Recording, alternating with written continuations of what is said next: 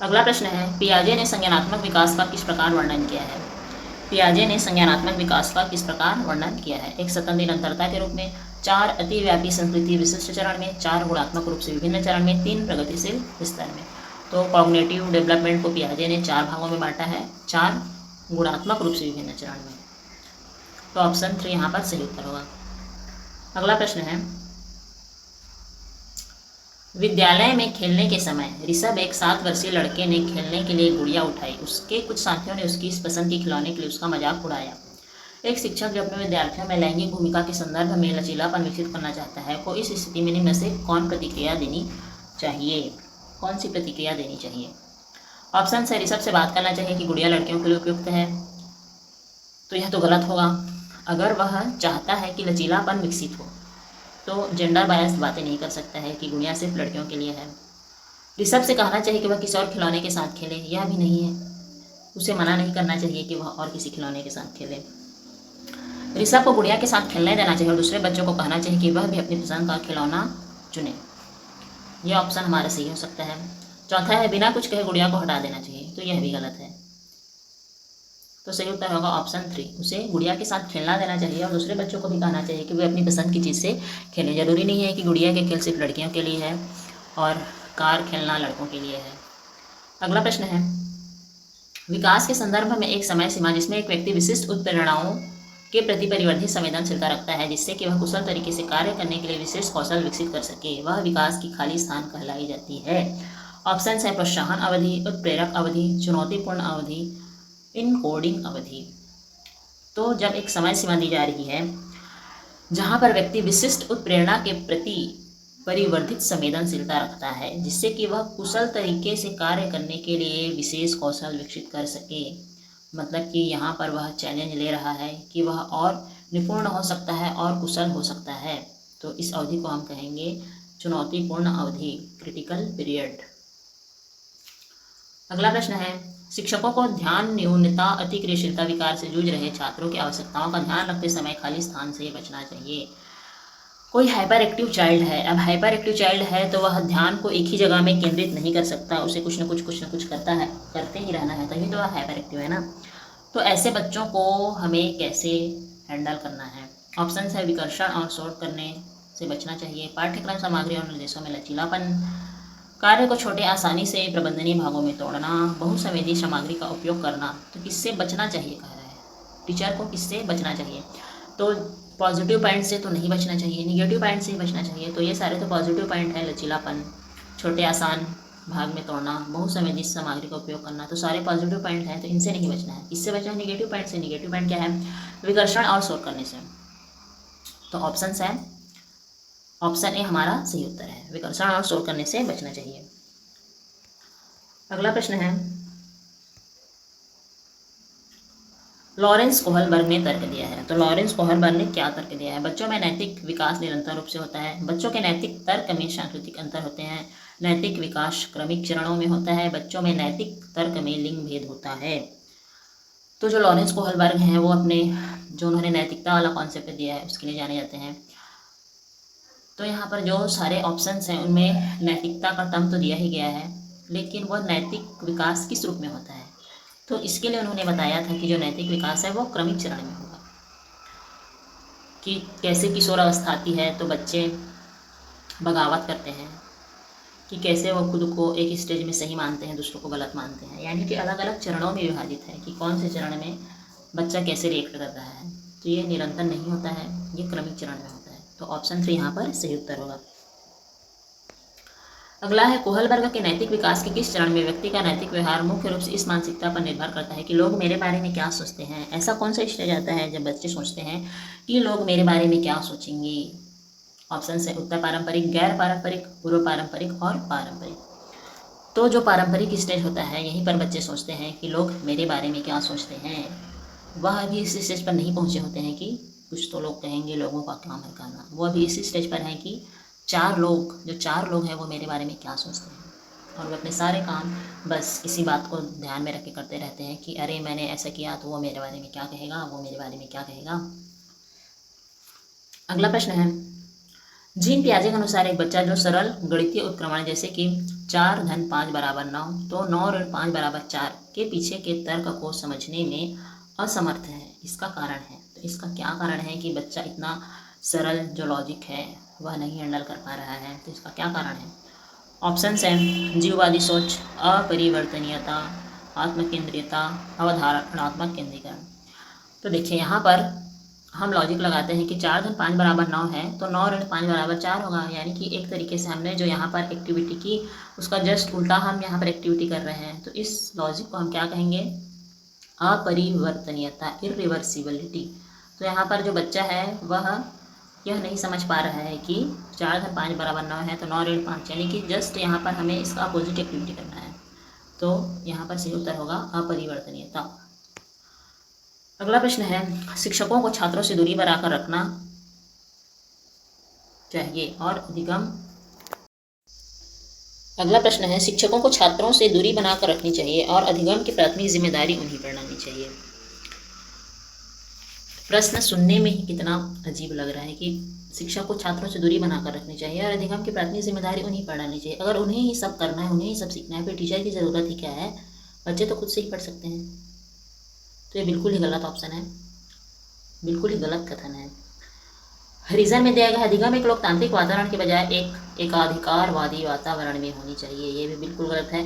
जब देश लोकतांत्रिक है, भारत देश लोकतांत्रिक है, तो शिक्षा पर एकाधिकरणवादी वातावरण क्यों होनी चाहिए? मतलब दोनों ही गलत हैं। तो यहाँ पर सही उत्तर होगा ऑप्शन 2, ए और आर दोनों गलत हैं। अगला प्रश्न है शिक्षकों द्वारा प्रदान किया गया आलंबन बच्चों की सीखने की क्रिया में बाधा डालता है। तो क्या जो आलंबन प्रक्रिया है, जो स्कैफोल्डिंग है, वह बाधा डालता है? यह बिल्कुल गलत है, बाधा नहीं डालता है बल्कि सहायता करता है। रीजन है लेव एगोस्टिन प्रस्तावित किया कि बच्चे स्वतंत्र रूप से पर्यावरण पर कार्य करके और उसमें हेर फेर करके सीखते हैं। स्वतंत्र रूप से कार्य करके नहीं कहा है। अगर लेव वैगोत्स्की ने स्कैफोल्डिंग दिया है तो वह स्वतंत्र रूप से कार्य करने की बात क्यों करेंगे? वह तो स्कैफोल्डिंग की बात कर रहे हैं।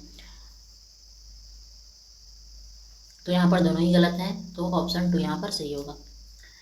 अगला है निम्न में से कौन सा बाहरी अभिप्रेरणा का सही वर्णन करता है? बाहरी अभिप्रेरणा जो वातावरणीय परिणामों से आती है, जो व्यक्तिगत संतुष्टि की भावना से आती है, जो कार्य के व्यक्तिगत आनंद से आती है, जो आंतरिक कारक से आती है। जब बाहरी अभिप्रेरणा की बात कही जा रही है यानी कि बाहर से आनी चाहिए, अंदर से नहीं आएगी, आंतरिक कारक से नहीं आएगी, व्यक्तिगत रूप से नहीं आएगी, व्यक्तिगत रूप से नहीं आएगी, जो बाहर से आएगी यानी वातावरण परिणामों से आती है। तो ऑप्शन 1 यहाँ पर सही होगा। अगला है पियाजे के संज्ञानात्मक विकास के सिद्धांत के संवेदी चालक अवस्था के 2 महत्वपूर्ण संज्ञानात्मक विकास मील के पत्थर हैं। तो कौन कौन से 2 अवस्था हैं जो कि संवेदी चालक अवस्था के अंतर्गत आते हैं? ऑप्शन है जीववाद और परिवर्तन, वर्गीकरण और क्रमबद्धता, वस्तु स्थायित्व और स्थगित अनुसरण, प्रतिवर्ती चिंतन और परिकल्पित।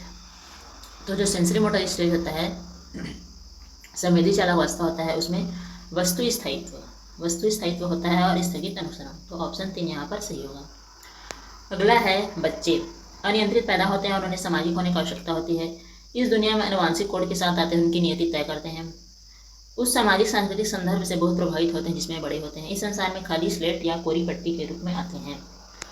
तो अनियंत्रित पैदा होते हैं और आनुवांशिक कोड के साथ आते हैं। ये दोनों प्रश्न एक दूसरे से अपोजिट हैं। तो ऐसा कैसे होगा? आनुवांशिक कोड के साथ आते हैं, यह सही है, लेकिन उनकी नियति तय करते हैं, यह सही नहीं है, क्योंकि आनुवांशिकी के साथ साथ जो बाहरी वातावरण होता है वह भी प्रभाव डालता है, तो यह गलत हो जाएगा। और अनियंत्रित पैदा होते हैं, यह तो गलत है। उस सामाजिक सांस्कृतिक संदर्भ से प्रभावित होते हैं जिसमें वे बड़े होते हैं, तो यह सही है। अगर आनुवांशिक कोड के साथ आते हैं के साथ में भी अगर जोड़ा जाता है कि बाहरी वातावरण से प्रभावित होते हैं, तो ऑप्शन 2 भी सही होता है। लेकिन यहाँ पर कह रहा है कि उनकी नीति तय करते हैं, तो यहाँ पर वातावरण को पूरी तरह से निगलेक्ट कर दे रहे हैं, तो यह गलत है। तो यहाँ पर ऑप्शन 3 सही होगा। खाली स्लेट या कोरी पट्टी के रूप में आते हैं। तो पहले ये कॉन्सेप्ट था जॉन लॉक ने दिया था, तो टाबुला रासा की थ्योरी, खाली स्लेट की थ्योरी, कि बच्चे खाली स्लेट के रूप में आते हैं। लेकिन बाद में जो इस कॉन्सेप्ट है उसको नकारा गया कि बच्चे खाली स्लेट के रूप में नहीं आते हैं, वो गर्भ में बहुत कुछ सीख चुके होते हैं, तो वो खाली स्लेट के रूप में कैसे आएंगे? तो ऑप्शन 3 यहाँ पर सही उत्तर होगा। अगला प्रश्न है असर्शन रीजन। असर्शन दिया गया है हाथियों के झुंड में केवल हथनियाँ और बच्चे ही रहते हैं। रीजन है हाथी 14-15 साल बाद झुंड छोड़ देते हैं और अकेले रहते हैं। तो यहाँ पर दोनों ही कथन सही है कि जो हाथी का झुंड है उसमें केवल हथनियाँ और बच्चे ही रहते हैं, और रीज़न इसका दिया गया है क्योंकि जो हाथी होते हैं वो झुंड छोड़ देते हैं और अकेले रहते हैं। तो अगर वो झुंड छोड़ दे रहे हैं तो मतलब झुंड में केवल हाथी और बच्चे हैं। तो दोनों कथन सही है और यह सही व्याख्या भी कर रहा है। तो ऑप्शन 3 यहाँ पर सही उत्तर होगा। अगला प्रश्न है, एनसीईआरटी की पर्यावरण अध्ययन के पाठ्य पुस्तक अध्याय 4 खाएं आम 12 महीने में आम पापड़ बनाने की कहानी है ताकि न सिर्फ प्रक्रिया और तकनीक को बच्चे समझें बल्कि पकाने और संरक्षण के कौशल को भी सराह सकें। राष्ट्रीय पाठ्यचर्या की रूपरेखा 2005 के अनुसार एक पाठ के माध्यम से ईवीएस पढ़ाने का कौन सा सामान्य उद्देश्य प्राप्त किया जा रहा है? ऑप्शन है, किसी वस्तु को बनाने में कितनी श्रम की जरूरत होती है उसकी व्याख्या करना, प्राकृतिक परिवेश से किस प्रकार से विभिन्न वस्तुएं बनाई जा सकती हैं उसकी चर्चा करना, अमूर्त के स्थान पर अपने अनुभव के पहलुओं से जुड़े अवलोकन एवं उदाहरणों की सहायता से समझ का विकास करना, आम पापड़ किस प्रकार से बनाया जाता है इसकी समझ विकसित करना।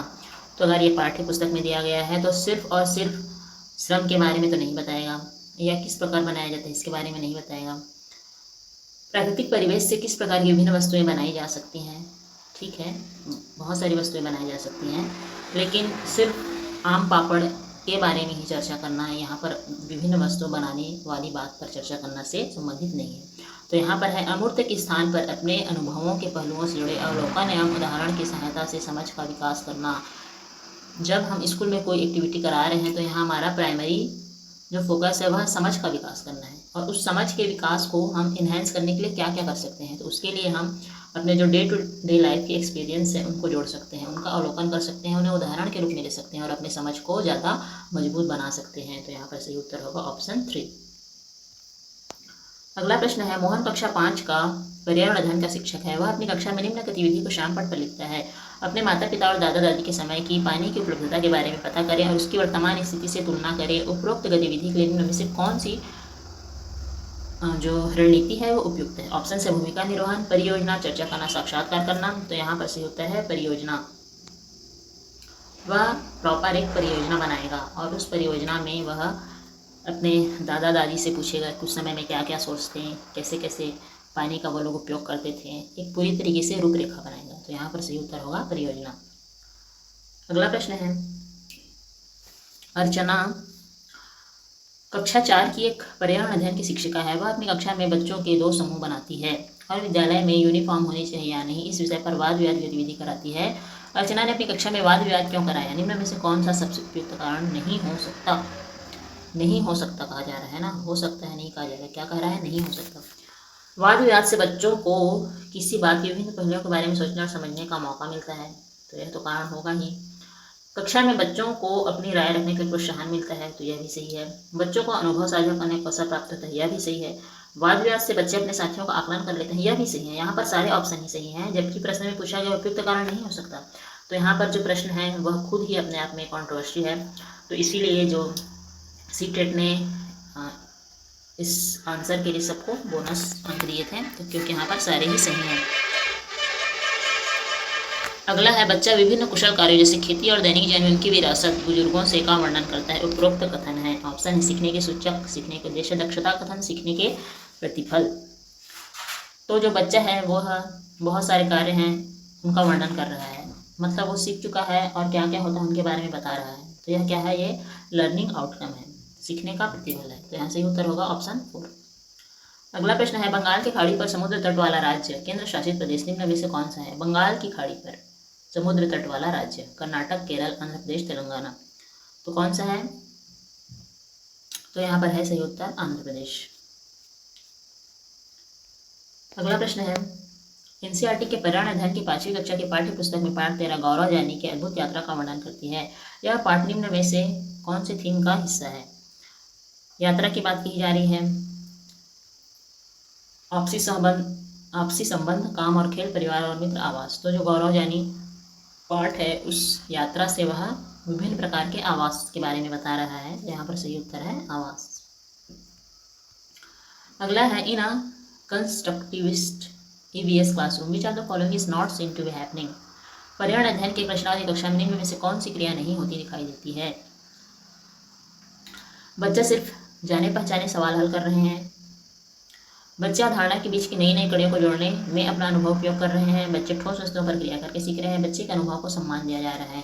तो जहाँ भी रचनावादी कक्षा है वहाँ बच्चे कुछ न कुछ काम जरूर करेंगे, जैसे कि नई नई कड़ी को जोड़कर अनुभव का उपयोग कर रहे हैं, ठोस वस्तु पर क्रिया कर रहे हैं, अनुभव को सम्मान दिया जा रहा है, माने सब कुछ न कुछ एक्टिव काम कर रहे हैं, सिर्फ जाने पहचाने सवाल नहीं हल कर रहे हैं। तो ऑप्शन यहाँ पर ए सही उत्तर होगा। अगला है, सिद्धि एक कक्षा 4 की शिक्षिका है। वह अपनी कक्षा के बच्चों को एनसीईआरटी के पर्यावरण अध्ययन की पाठ्य पुस्तक का पाठ 10 हु तुतु पढ़ाने के लिए सभी बच्चों को खेल के मैदान में ले जाकर कबड्डी खेल खिलाती है। खेल खेलने से पहले वह सभी बच्चों को इस खेल के नियम भी बताती है। शिक्षिका इस खेल को खेलने से पहले बच्चों को नियम क्यों बताती है? निम्न में से कौन सा उपयुक्त कारण हो सकता है? नियम क्यों बता रही है, इसमें से कौन सा उपयुक्त कारण है? ऑप्शन से वह बच्चों का ध्यान इस ओर खींचना चाहती है कि खेल की तरह ही जीवन में भी हम नियम बनाते हैं ताकि सभी कार्य सही ढंग से किया जा सके। सभी समाज से में नियमों से बंधे हैं और हम मतभेद और झगड़े सुलझाते हैं, और नियम बनाने से सभी बच्चों का ध्यान खेल की अपेक्षा नियम पर बहुत अधिक रहता है। तो डी ऑप्शन तो गलत है कि खेल की अपेक्षा नियम में रहेगा, ऐसा नहीं है। नियम इसलिए बनाए जाते हैं ताकि जो अनावश्यक लड़ाई झगड़े हैं वो ना हो। तो जहाँ भी डी ऑप्शन है वह हमारा गलत हो जाएगा, तो ये भी गलत हो जाएगा, ये भी गलत हो जाएगा। अब बचे ऑप्शन 3 और 4। तो जैसा कि हम देखते हैं कि ऑप्शन ए है वह तो सही है कि खेल की तरह जीवन में भी हम नियम बनाते हैं, बिल्कुल सही बात है। यह भी सही कि सभी कार्य सही ढंग से किया जाए और समाज में हम नियमों से बंधे हैं और झगड़े सुलझाते हैं, ये भी सही, यानी कि तीनों ही सही। तो हमारा ऑप्शन 3 यहाँ पर सही उत्तर होगा। अगला प्रश्न है, निम्न कथन को पढ़िए व सही विकल्प चुनिए। जय मात्रा एवं जैव ईंधन दोनों ऊर्जा के परंपरागत स्रोत हैं। तो बिल्कुल सही बात है, दोनों ऊर्जा के परंपरागत स्रोत है। पारंपरिक स्रोत में है जिनका स्वभाव नवीकरणीय होता है, तो ये गलत है, इनका स्वभाव अनवीकरणीय होता है, मतलब हम इनका फिर से उत्पादन नहीं कर सकते हैं अगर हमने उनका एक बार उपयोग कर लिया तो। जैसे कि सूर्य की ऊर्जा है तो वह हमें रोज प्राप्त हो सकती है, वह नवीकरणीय है क्योंकि सूरज रोज उगता है। लेकिन जो जीवाश्म ईंधन है उन्हें हम फिर से नहीं बना सकते हैं क्योंकि कितने लाखों करोड़ों साल से दबे पड़े हैं, तब वो जीवाश्म के रूप में परिवर्तित हुए हैं, तो हम उन्हें तुरंत उपयोग करके तुरंत नहीं बना सकते हैं। तो यहाँ पर ए सही है और आर गलत है, तो ऑप्शन 1 यहाँ पर सही उत्तर होगा। अगला प्रश्न है, सन 1969 में नील आर्मस्ट्रांग चांद पर उतरने वाले पहले व्यक्ति थे। तो सही बात है, ये चांद पर उतरने वाले पहले व्यक्ति थे 1969 में। सन 2007 में कल्पना चावला अंतरिक्ष में लंबे समय तक रहने वाली महिला बनी। तो यह गलत है, तो इस तरह से हमारा उत्तर हो जाएगा ए सही है परंतु बी गलत है।